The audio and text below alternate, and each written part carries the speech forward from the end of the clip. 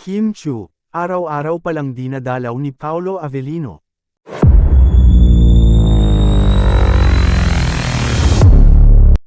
Ayon sa mga ulat, lumalabas na si Paolo Avellino ay regular na bumibisita sa bahay ni Kim Chu, araw-araw. Napag-alaman ito nang biglang magkomento si Vice Ganda sa kanilang dalawa sa isang panayam. Ang pagbibigay ng pahayag ni Vice Ganda ay nagbigay ng pansin sa publiko hinggil sa kanilang relasyon, na tila hindi na may tatago pa. Sa isang pagkakataon, habang ang media ay nakikipag-usap kay Vice Ganda, naisipan niyang batiin ang madla sa pamamagitan ng pagbibiro tungkol sa madalas na pagpunta ni Paolo Avellino sa bahay ni Kim.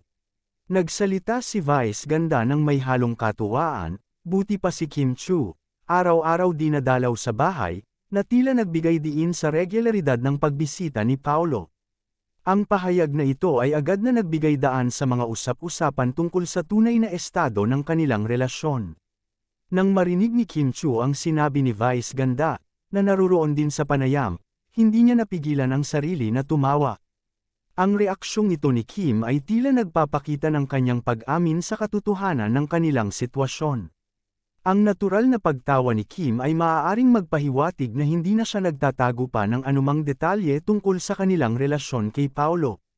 Ang bawat pagbisita ni Paolo sa bahay ni Kim ay tila isang piraso ng palaisipan na unti-unting bumubuo sa larawan ng kanilang relasyon. Ang mga ganitong detalye ay lumalabas sa publiko sa pamamagitan ng mga pahayag ng kanilang mga kaibigan o kilalang tao, tulad ni Vice Ganda.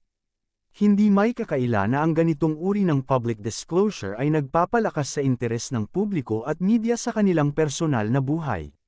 Sa kabila ng kanilang pagsisikap na itago ang relasyon, parang ang bawat maliit na detalye ay agad na umaabot sa kaalaman ng kanilang mga tagahanga at mga taong nasa paligid nila. Ang patuloy na pagbibisita ni Paolo Avellino sa bahay ni Kim ay tila naging isang bukas na lihim na hindi na may tatago. Ang mga balitang ito ay naging dahilan upang magpatuloy ang mga spekulasyon at interes ng publiko sa kanilang relasyon. Ang hindi may tatagong katotohanan ng kanilang sitwasyon ay unti-unting nagiging bahagi ng kanilang pang-araw-araw na buhay. Ang kanilang personal na relasyon, na sa simula ay tila maingat na tinatago, ay ngayon ay nagiging paksa ng mas malawak na usapan. Ang bawat pag-amin at komento mula sa mga kaibigan at kakilala ay nagiging dahilan upang mas maging bukas ang publiko sa kanilang relasyon. Kaya naman, sa bawat pagkakataon na lumilitaw ang kanilang pangalan sa media o sa mga public events, ang tanong ay palaging kung paano nila haharapin ang mga usap-usapan na ito. Ang mga ganitong sitwasyon ay hindi maiiwasan sa mundo ng showbiz, kung saan ang personal na buhay ng mga sikat na tao ay madalas na nagiging bahagi ng kanilang professional na buhay. Sa huli, tila ang pag-amin ni Kim Chu sa pamamagitan ng kanyang pagtawa ay isang simpleng paraan ng pagpapatunay sa tunay na estado ng kanilang relasyon. Ang bawat pahayag ni Vice Ganda, kahit na tila biro, ay nagiging bahagi ng mas malawak na diskurso tungkol sa kanilang relasyon.